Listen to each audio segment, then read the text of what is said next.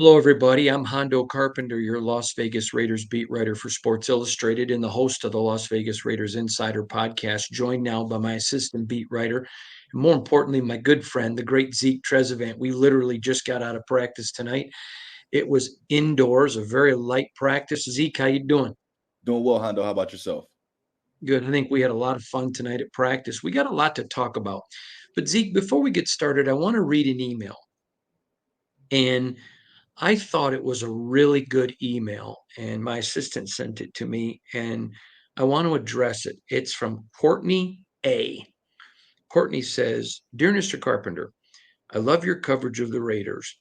It seems, however, you are much more optimistic on the Raiders and have seemed to lean more towards Aiden than any of your colleagues in the media. It makes me wonder, why is what you're saying accurate and others not? I think that's a very fair. She was very polite about it. And I thought, you know what, we're going to address it. And we don't talk about what other media do because we do what we do. And that's all that we do. It's not my job to report on media. My job, I'm hired by Sports Illustrated, and you are too, to report on the Raiders. But I would go back and say this. When I first got here 5 years ago, all the swirling rumors that Derek Carr was getting traded, and I came out and said, no, he's not. He's not going anywhere. I went against the curve. I was correct. When I wrote that Derek Carr was going to get benched for the final games of the year, people said no. We asked Josh McDaniel at his press conference. It was accurate. When I reported a year before it happened that Davante Adams was coming to the Raiders, people said, in response to my reporting, never going to happen. And he did. When we reported they weren't moving up in the draft to get a quarterback, others said we weren't, that they were actively trying. Now they've admitted they weren't. We can go on and on and on. We've said all camp, we all off season, we were told by people in the building that Gardner Minshew had to beat Aiden. A tie goes to Aiden. So what I would just say to people is there are a lot of good reporters. You don't have to listen to us, but I think our track record speaks for itself, and we report not what we think. It doesn't matter who Zeke thinks should be the quarterback or who I think. It matters what do they think should be the quarterback. And that is the way we report. We don't give opinion, and when we do, we're quick to say this is opinion, but we report on what's going on inside the building. And again, we're not speaking disparagingly about anyone. A lot of good people cover this team. We're just trying to explain to people why we do what we do. Your thoughts on that? Do you agree, Zeke? Listen, I agree wholeheartedly. Me personally, I'm not real sure what other people are saying or doing. Honestly, I'm too busy doing my job, to be honest with you. I logistically just cannot look up and see what someone else is doing. But I think just on a more simplistic level, in this day and age, to a certain degree, negativity sells. And then in Mm-hmm. this position that we're in, if we're just calling a spade, to say that maybe Gardner is going to start when that may or may not be the case, that helps, that sells, right? That's a lot more sexy of a story than who we think Mm-hmm. is going to start, right? So I think that's kind of what's going on here. But like I said previously, it's everybody is 0-0 right now, right? Every team is 0-0 right now, so there's no reason to be anything but optimistic, especially for this Raiders team that has had a great offseason. Yeah, I agree with you 100%. So again, we're not attacking anybody else. And if you want groupthink, there's nothing wrong with that. It's just we just kind of give you what we're hearing from the organization and passing it on to you. So Zeke, you and I were both there tonight. It was a very light practice. It was indoors, thank God, because it was hot today. And even though it was night, it was still hot, over 100 degrees when we went inside. Um, and a couple things stood out to me tonight. I thought it was really cool. Gardner started with the ones. He came out throwing bombs. I mean, he looked terrific.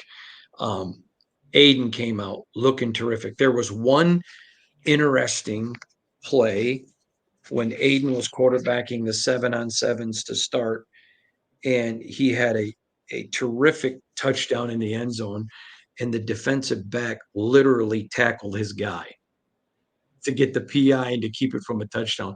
And then Nathan Peterman came out. I don't think he looked as good as Aiden or Gardner, but I still think he looked very, very good. Anthony Brown, 2 interceptions that got dropped. Um, I don't think he had a good night. I think Carter Bradley was okay.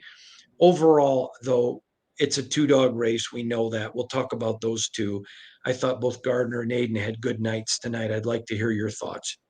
Yeah, I agree with you. I will start with Gardner. Obviously they had the Raiders had that practice at Allegiant last night, and at that point, Aiden had I don't want to say necessarily significantly better, but he was clearly the better quarterback at Allegiant. Mhm. At tonight's practice here in Henderson, Gardner, I don't want to say he put on a show, but he played a lot better. He practiced a lot better. His passes were on the money. Even though he was still being his normal gunslinger self, a lot of those passes weren't nearly as in harm's way as they have typically been this offseason. So Gardner looked better tonight than he did at Allegiant. It was a lot closer of a competition, if you will, between him and Aiden tonight. But then we circle back around to Aiden, and it's undeniable, right? The passes that he's out there making, he's not making any real mistakes. And when I say mistakes, obviously there's some incompletions, there's some things he would do differently, but he's not turning the ball over in practice, right?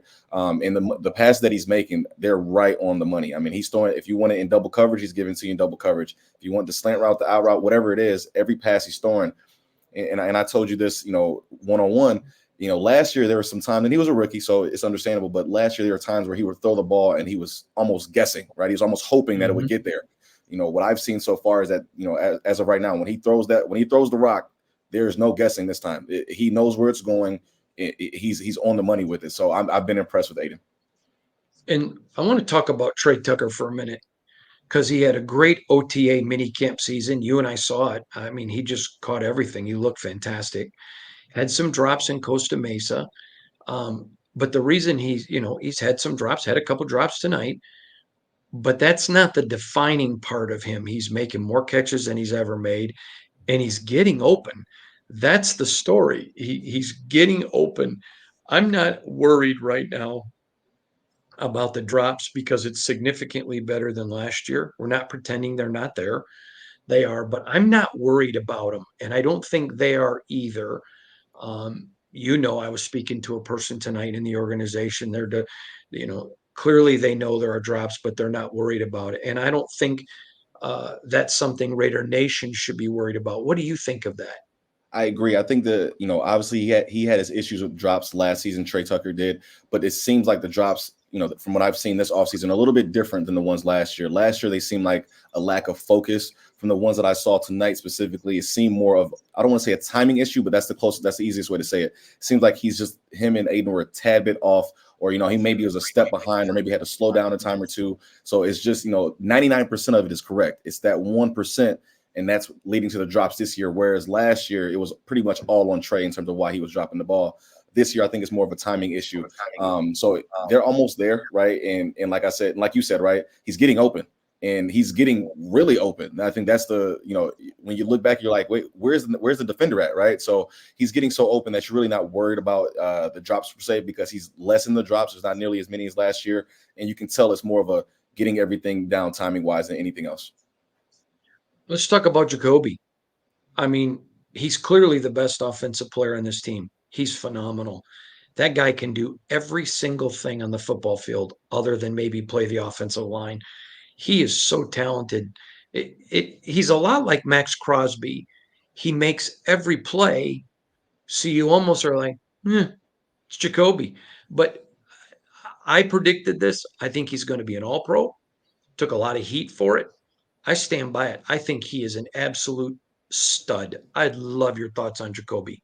He's made progress, right? Even from last year, he was good last year. He's even better so far this offseason. He's got a big year ahead of him. And like I said last night, he almost had 1,000 yards last season, but he missed the game.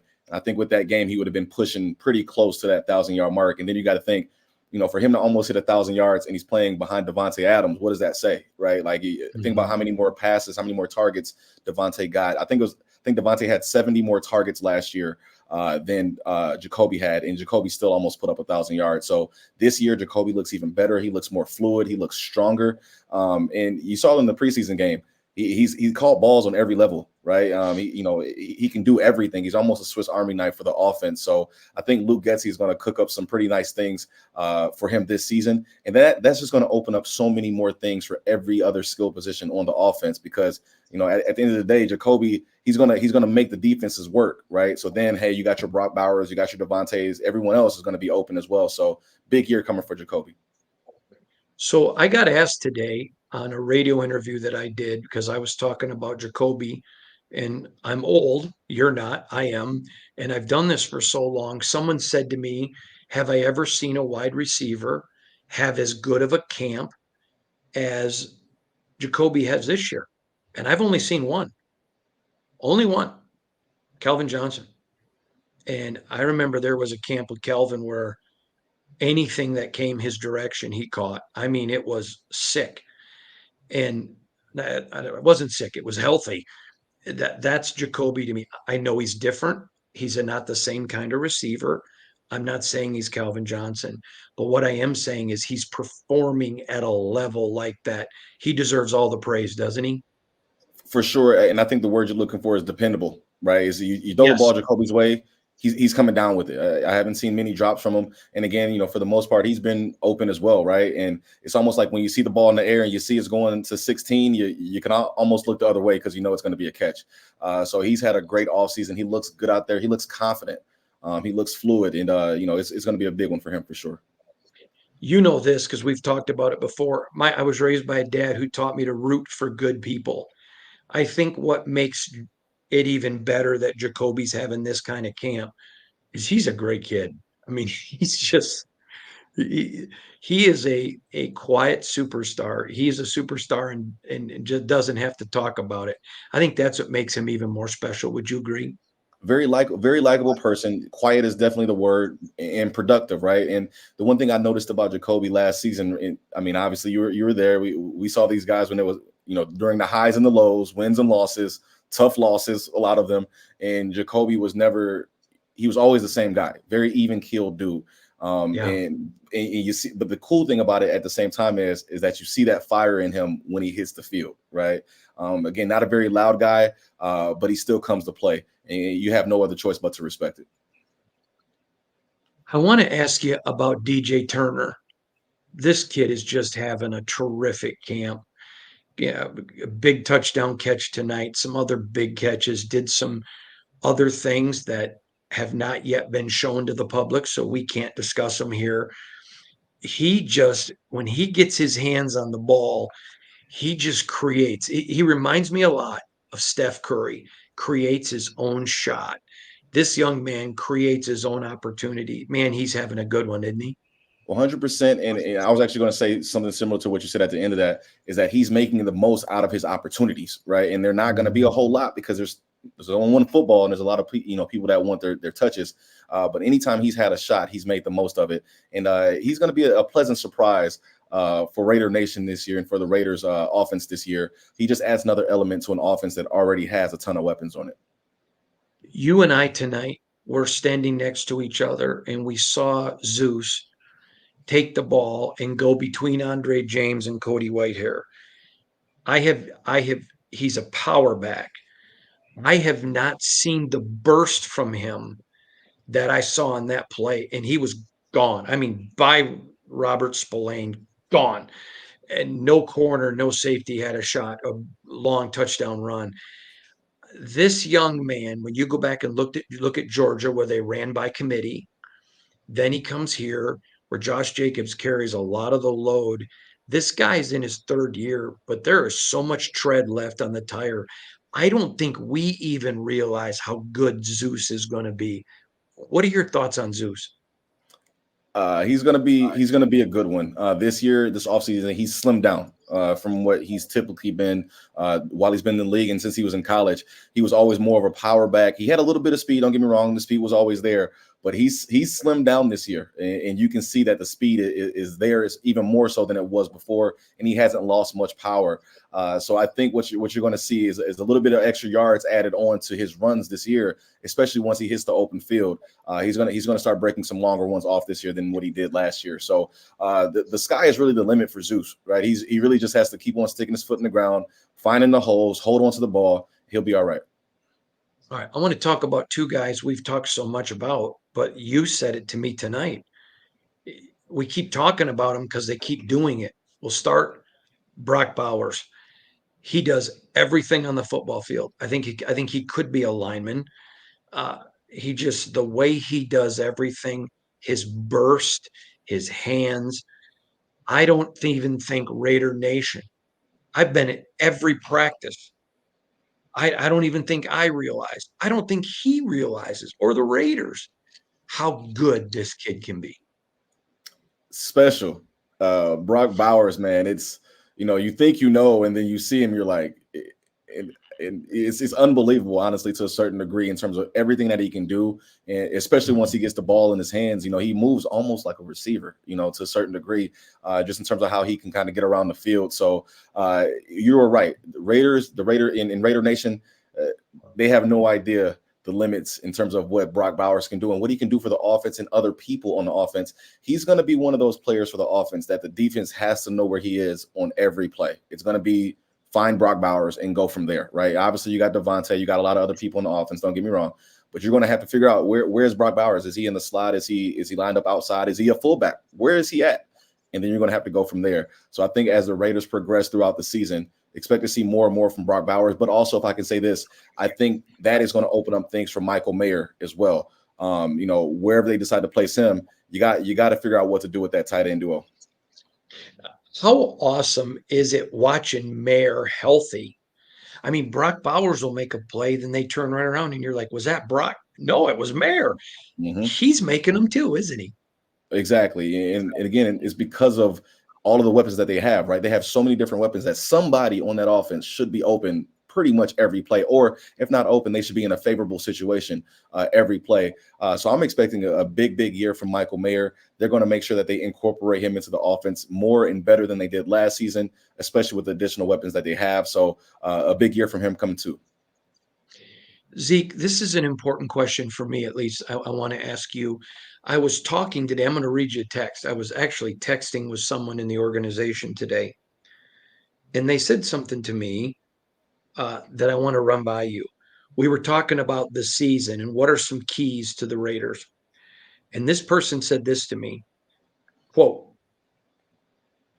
I think the sooner teams understand they have to double team Bowers is the sooner this offense takes off. What do you think? I had not thought about that.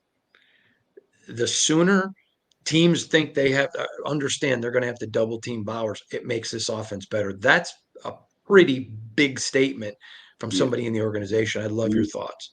That's literally it. And I said it a moment ago, and I said it to you early tonight. I said, hey, he's going to be a problem, right? He's going to be the person that when defensive coordinators are drawing up that game plan, I promise you, Brock Bowers is going to be a large part of that game plan in terms of how to stop the Raiders offense. But then, like the person you were texting, was getting at, is once you start to double team him, you can't double everybody, right? And the Raiders are, in terms of pass catchers, they're what, 4, 5, 6 deep.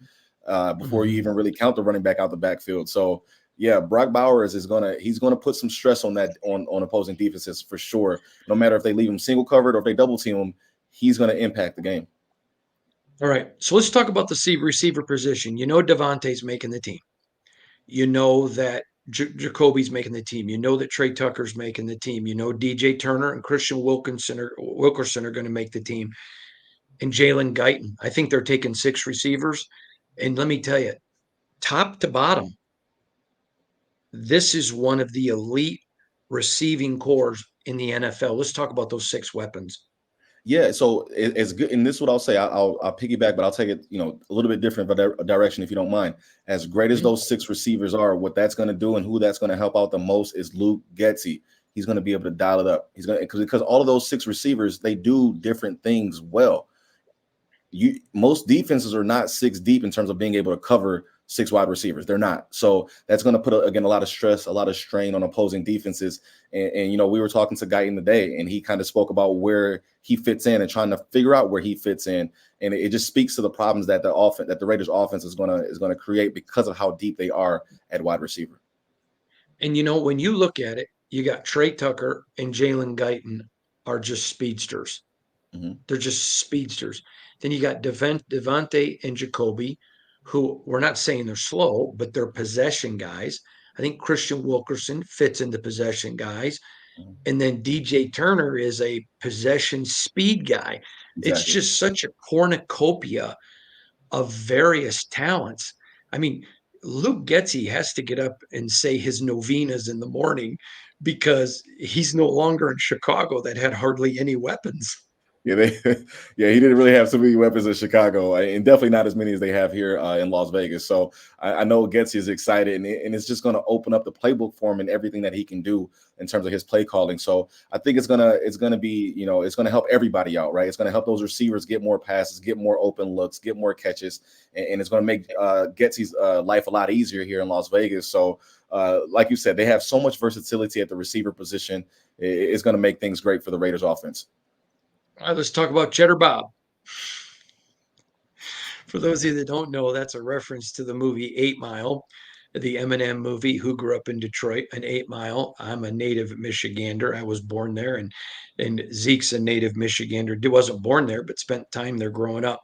Dylan Laube, Zeke, this guy. So you know this. I've told you before. My mom is from Providence, Rhode Island. Go get yourself a grinder, and so she's been a New England Patriot fan her whole life. So I obviously come out here, so she watches the Raiders because I'm out here. And when Dylan Laube got picked from New Hampshire, she read something I wrote. She wasn't watching the draft. She's all excited. So now she told me all I want for Christmas is a Dylan Laube jersey. And she called me the other day, leaves me a voicemail, and goes Laube, and I'm like, Mom, it's Raiders. Yeah. So we now know he has the old white woman market sold out. I joked. At least one person bought your jersey who's not part of your family. But let's talk about Cheddar Bob because he gets that nickname from Max, but he played. What he had a really good practice tonight, just all over the field. Specials, offense, just the way he moves. He's laterally quick. I wouldn't call him fast. I would call him quick, and there is a difference in sports, and you know that. So talk about Cheddar Bob. Yeah, listen, there's a play tonight where, legit my back, I turned around and you just see somebody running. I mean, full speed at you. You hit it right on the head in terms of how the word is quick, right? And that's going to have a lot of impact on the game this year as well. So he moves at such a pace that it's hard to find where he is on the field sometimes. And by the time you do find him, he's 10, 20 yards down the field. So that's going to be another weapon for the Raiders offense this year. And I'm excited to see him on the field, whether it's specials or whether it's on when the offense takes the field. He's going to be another weapon for the Raiders. And he's going to make it to where you have to figure out who and how to stop the Raiders first. He's a special kid. He's got a lot of growing to do, but for where he's at, I think Luke Getsey's going to make good use of him as well. All right. I want to talk to you about another player tonight who had a big monster play. It's a guy that Max Crosby's been really talking about, and I think he's got a shot to make this team. I don't think he's a lock, but I think he has a legit shot. And that was Ron Stone tonight. He's a rookie out of Washington State, a UDFA. Max has been building him up. This guy made a couple of plays tonight. He just keeps showing up. And listen to this, Zeke, because when you think about it, he's not big. He's 6'3", 247. That's not big. He's an average size human, but he makes plays. I'd love to hear your thoughts on this young man. That's exactly what I was going to say. It pops, right? His play pops, right? Mhm. And again, he's no Max Crosby, right? He's got a lot of growth, but there's a reason Max has been building him up publicly and privately, is because his long-term potential is definitely there, especially as he stays a little bit longer in the league, starts to get a little bit bigger, adds a little bit of weight. He pops, and you can see that he already understands. He has a firm understanding of how to play the position.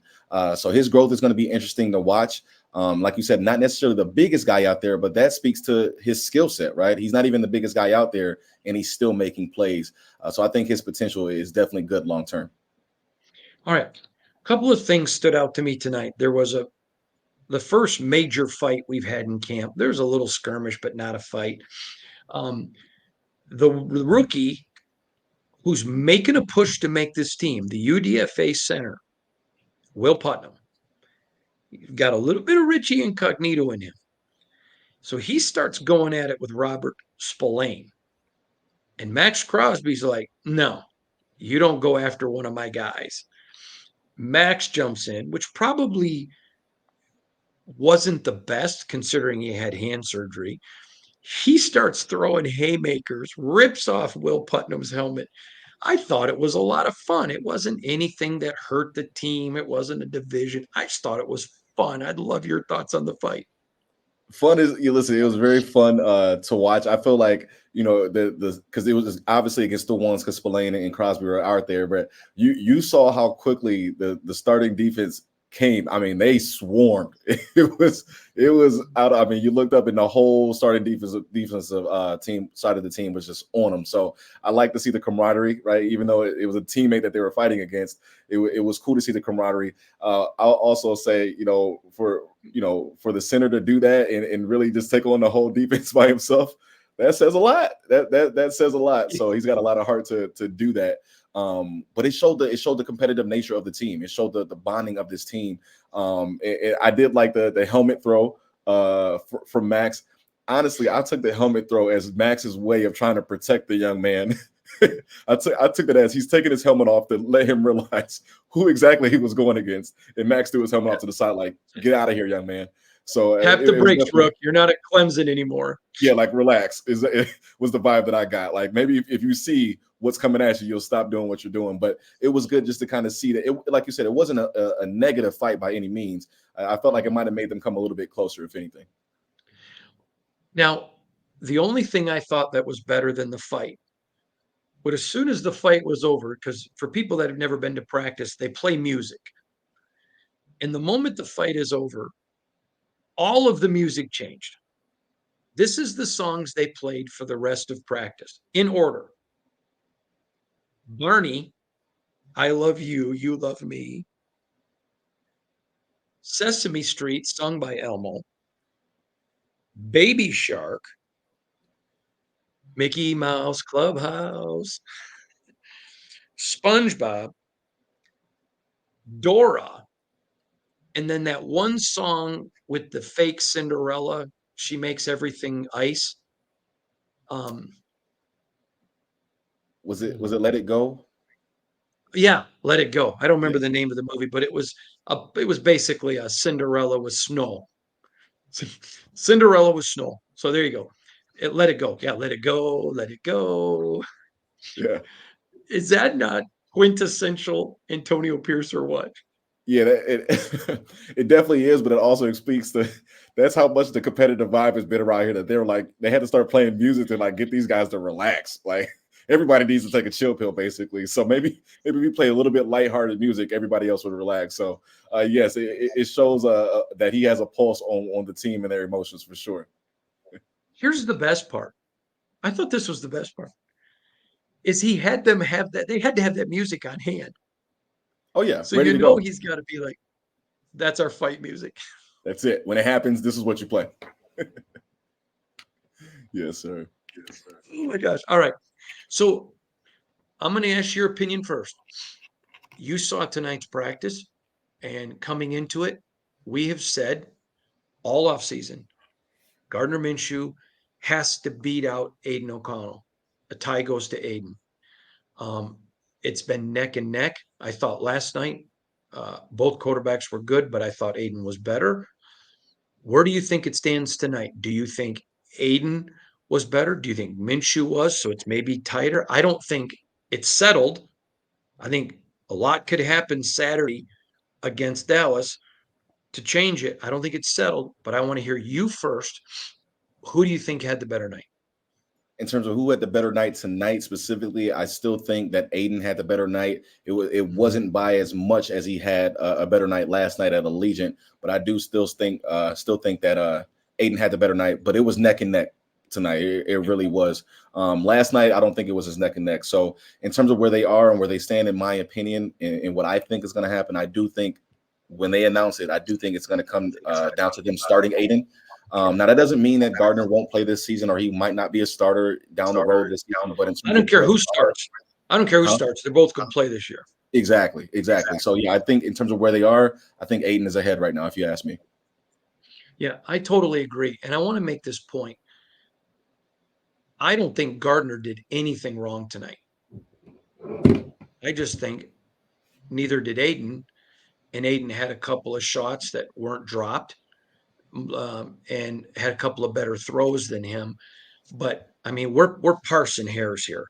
I think both guys look good, and whoever they pick, I think the Raiders are going to be fine. And I stick with my 10-win prediction.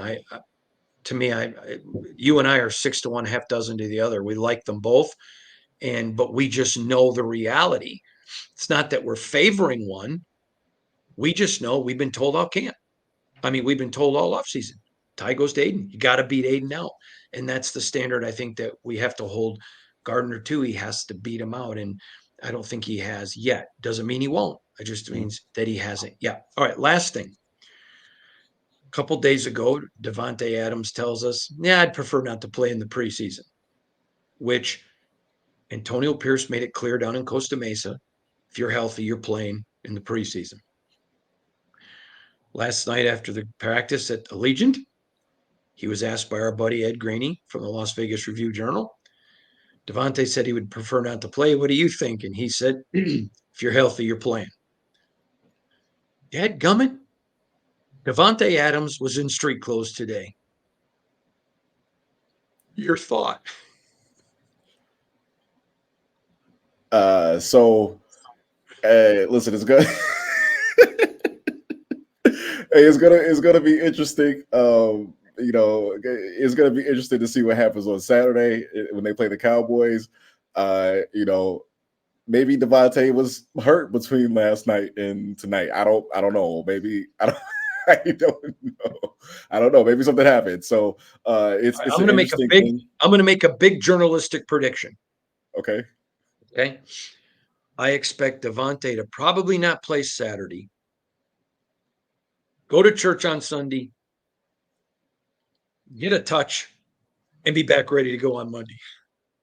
Yeah. Listen, it's whatever they decide is going to be interesting to say the least. There's obviously has to be a happy medium between coach and player here, but all eyes are going to be on what happens with Davante Adams, whether he plays or not. So, and let's make it clear, we're not perpetuating that there's issues or trouble or anything like that. We're not doing that. Exactly. Yeah, I was going to say the same thing. I think this is a small opportunity for them to get off on the right foot in terms of star player and head coach here. So we'll see what happens. All right. I got to look here, Zeke. Do you know this was our 23rd training camp update? Wow. Yes. Great work. You've been killing it. No, we have. You're just as much part of the. You haven't been doing as many of the podcasts, but you've been pumping out the great articles. It's been a lot of fun. So I appreciate you being with me tonight. Can't wait to be with you at the stadium on Saturday. We got a lot more fun stuff to talk about there, don't we, bud? Yes, sir. I'm looking forward to it. All right, everybody. Appreciate you. Have a great night. God bless you.